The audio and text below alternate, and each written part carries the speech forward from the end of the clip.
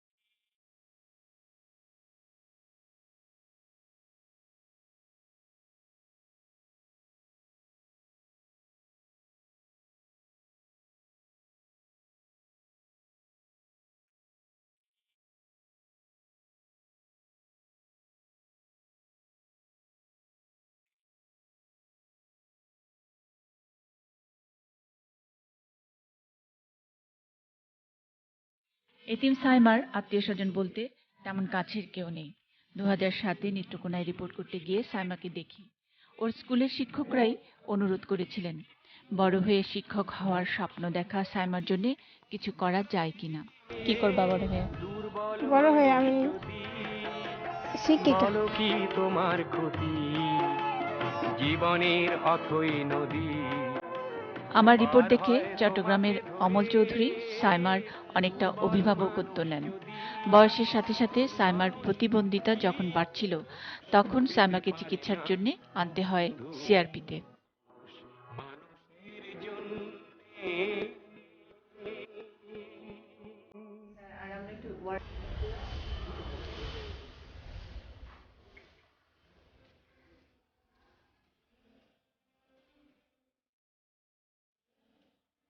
সাইমা এখন আর বাড়ি ফিরতে চায় না, থাকতে চায় সিআরপির ভ্যালেরি টেলরের ছায়ায়।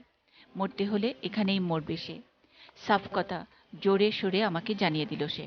আপনার যখন আমাকে দেখছেন তখন এই আপনার কাকার সাথে কথা বলাইছেন, পরে উনি আমাকে সাহায্য করছেন অনেক টাকা, প্রায় 15-16 হাজার টাকা এরকম দিয়ে আমি বাড়িতে মানে আমার যাগুলা ওষুধ, কাপড় চোপড়, এই জুতা, এরকম অনেক কিছু মানে তরি তরকারি সব দিক দিয়ে মানে আমাদের তেল সাবান যত যাবতীয় আছে সবগুলা মানে আমি যে আমার এই কাকার সাহায্য। তো জি, ওনার নাম হচ্ছে অমল চৌধুরী। ওনাকে আমি দেখতে পাইনি, কিন্তু আমি দেখানোর ইচ্ছা খুবই আমার। তো ওনারা তো আমাকে অনেক সহযোগিতা অনেক কিছুই করতেছেন। জি জি, উনি উনিশা। জি জি, ওই ওই আপুর জন্য আমি কি করতে পারবো? আমি তো কিছুই করতে পারবো না, তবে আমি বিধাতার কাছে নামাজ করে যে আমার আপুর খুবই ভালো, আমার আপু যেন ভালো মতে সুস্থ, সব দিকে আল্লাহ যেন আমার আপুকে এই দোয়াটুকু পাঠ করবো, যদি আল্লাহ গ্রহণ করেন আর কি।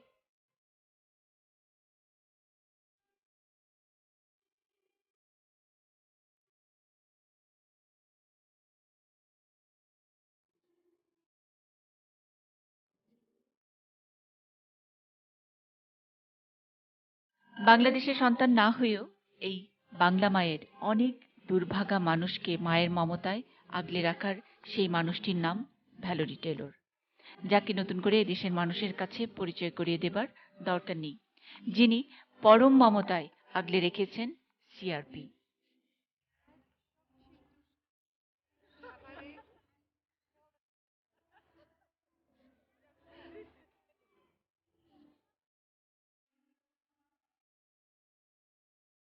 সাইমার আবদারের বিষয়টি নিয়ে কথা হয় ভ্যালেরির সঙ্গে। ভ্যালেরি হাসেন এ তো তার সবচেয়ে চেনা আবদার। সিআরপির ঘাস, মাটি, মাধবীলতা বা পোষা রাজহাঁসের মায়াবী হাতছানির আলোয় হাঁটতে হাঁটতে ভ্যালুরির চেনা আবদারের কিছু কিছু মুখ আমাদের ক্যামেরার সামনে ধরা পড়ে, যারা ভ্যালুরির কাছে থেকে যেতে চায়, তা যেভাবেই হোক।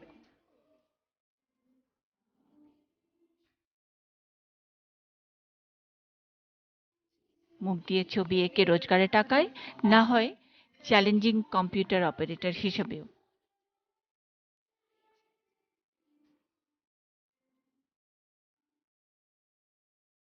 ছবি আমি আঁকার 1 বছর পর থেকেই এই সিআরপির মাধ্যমে ছবি বিক্রি করতে পারি দেশ বিদেশ সব জায়গায়। জি, আর এই ছবির উপরেই আমার জীবন ডিপেন্ড করে। সিআরপিতে না আসলে তো আমার জীবনে বাঁচা থাকাই দুর্দশা হয়ে যেত। আমার যে ঘালে আমি সিআরপিতে এসেছি, এই ঘালে আমার বাংলাদেশ কোন মেডিকেল রাখে নাই। কম্পিউটারে কাজ করতেছি মুখে কাঠি দ্বারা এবং মাথায় কাঠি। এবং আমি হ্যাঁ কি কি কাজ শিখলা এই পর্যন্ত? আমি 3টা প্রোগ্রাম হাতে নিয়েছি, লেখাপড়া, কম্পিউটার চালানো এবং মুখে ছবি আর্ট করা। কোনটা ভালো লাগে বেশি? 3টাই ভালো লাগে, লেখাপড়া, ছবি আর্ট এবং কম্পিউটার চালানো। কোন কোন পর্যন্ত পড়লা এখন? আমি অ্যাক্সিডেন্ট অবস্থায় তখন ক্লাস 8-এ 9-এ উঠবো, তখন অ্যাক্সিডেন্ট করছি, এখন 9-এ ভর্তি হয়েছে। আমি একটা বাইকে ছিলাম, বাইকের পিছনে ছিলাম, সামনে একটা স্পিড ব্রেকার ছিল, আর কার সাথে ছিলাম সেটা আমার মনে নাই, এখনো আমি মনে করতে পারি না। বড় হয়তো অনেক কিছু করার ইচ্ছা, তবে এটা আমার বারবার মনে হয় যে আমি একটা ডিসেবল মেয়ে, আমি কি করতে পারবো। তুমি তো এখন পুরোপুরি এবল। কে বললো ডিজেবল? এই যে আমি তো হাঁটতে পারি না ঠিক মতো, ঠিক হয়ে গেছে, হুইলচেয়ার থেকে এখন হাঁটো, এখন কাজ করছো। আমি নর্মাল মানুষদের মতো না, আমি একটু অন্যরকম, আমার হাঁটায় এখনো অ্যাবনর্মালিটি এখনো বোঝা দেয়। কিন্তু তোমার মাথাটা ঠিক আছে, কাজ হ্যাঁ করতে পারো। হ্যাঁ, কিন্তু একটা সমস্যা যে আমার মনে থাকে না, আমি মনে রাখতে পারি না, এই জন্য অবশ্য আমাকে স্পিচ থেরাপি দেওয়া হচ্ছে, দেখা যাক কি হয়। সিআরপি তো এতটুকু ভালো হয়েছি, আরো ভালো হব ইনশাল্লাহ।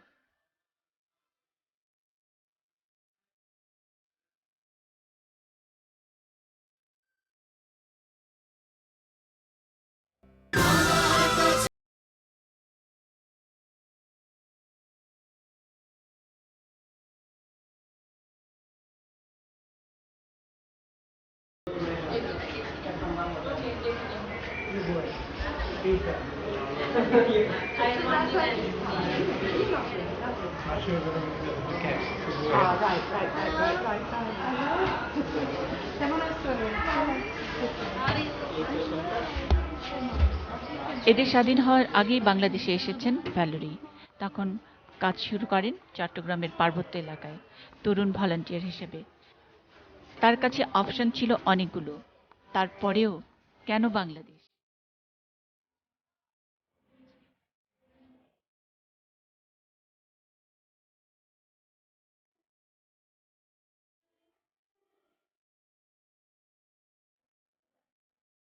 প্রথমে আমি প্রথম 3 বছর চিটাগং হিল ট্র্যাক সেক্টর ছোট হসপিটাল ওখানে ছিলাম, ছোট ফিজিওথেরাপি ডিপার্টমেন্ট করছি। সেই টাইমে ইন্ডিপেন্ডেন্স যুদ্ধ হয়েছে। দেন এই 3 বছর মধ্যে আমি দেখছি যে 4-5জন স্পাইনাল ইঞ্জুরি হসপিটালে আসছে, আর আমি চিন্তা করছি আমরা ওনার জন্য কোনো কিছু নাই অফার করার জন্য, কোনো হুইল চেয়ার নাই, কোনো ভোকেশনাল ট্রেনিং নাই, আমি একমাত্র ফিজিওথেরাপিস্ট।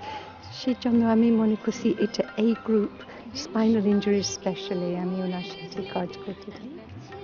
গত 40 বছরে তিল তিল করে দাঁড় করানো সিআরপি নিয়ে নানা ঘাত প্রতিঘাত এসেছে। কিভাবে সামাল দিয়েছেন এই বিদেশিনী? Morning, I think I can honestly say no, কারণ ঠিকই অসুবিধা ছিল মাঝে মাঝে, বাট এত স্যাটিসফ্যাকশন, এত খুশি আমি, just it may sound strange, but just একজন রোগীর হাসি মুখ থেকে আমি অনেক সাহস ফিল করি যে it was worth being here. So I don't feel I ever thought, oh no, this isn't worth it, or I would give up. I'm perhaps I'm a bit obstinate. But no, I don't think I ever really felt that I should turn my back and go away. বাংলাদেশে যেমন সম্মানিত হয়েছেন, অসম্মানিত কম হননি Valerie Taylor. তাই বলি, যদি আবার ঈশ্বর আপনাকে সুযোগ করে দেন নতুন করে আরো কিছু করবার, কোথায় করবেন? Bangladeshi. No, I don't think I have any aspiration on কোনো জায়গা মনে হয় যেটা যে আমি চাই এটা সারা বাংলাদেশের ডিভিশনাল টাউনস যদি আমরা সার্ভিস সেন্টার ওখানে, কারণ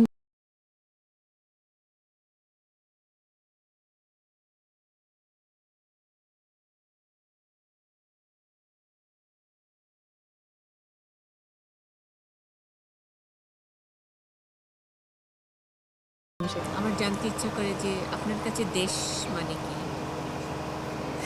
দেশ মানে your home. I suppose where you feel you belong.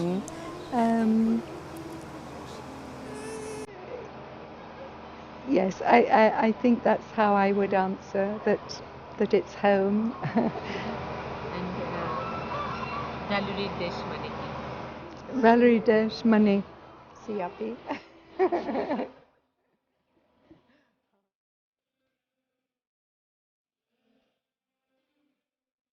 এরপরে কি আর কথা থাকে, নাকি ভ্যালেরিকে বিদেশিনী বলা যায়?